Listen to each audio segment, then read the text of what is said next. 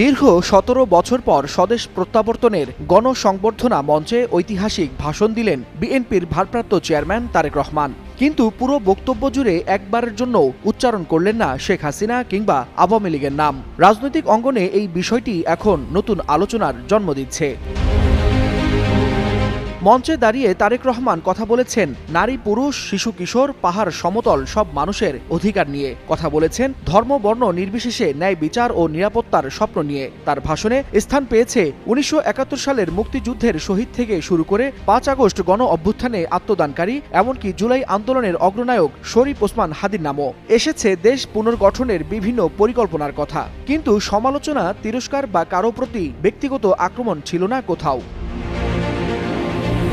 রাজনৈতিক বিশ্লেষকদের অনেকেই মনে করছেন এটি তারেক রহমানের রাজনৈতিক শিষ্টাচার ও সহনশীলতারই প্রকাশ।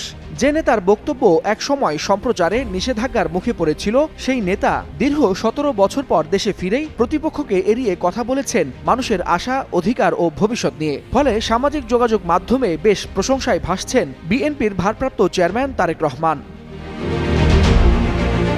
গণসংবর্ধনা মঞ্চে ঐতিহাসিক ভাষণে তারেক রহমান বলেন, বাংলাদেশের মানুষ কথা বলার অধিকার ফিরে পেতে চায়, গণতান্ত্রিক অধিকার ফিরে পেতে চায় যোগ্যতার ভিত্তিতে ন্যায্য প্রাপ্য। আহ্বান জানালেন সবাই মিলে দেশ গড়ার। দীর্ঘ নির্বাসন শেষে দেশে ফেরার প্রথম ভাষণ, আর সেখানে প্রতিপক্ষের নাম নয়, উঠে এসেছে মানুষের স্বপ্ন ও অধিকার আদায়ের পরিকল্পনার কথা। ওয়ালিউল হাসানাত, যুগান্তর।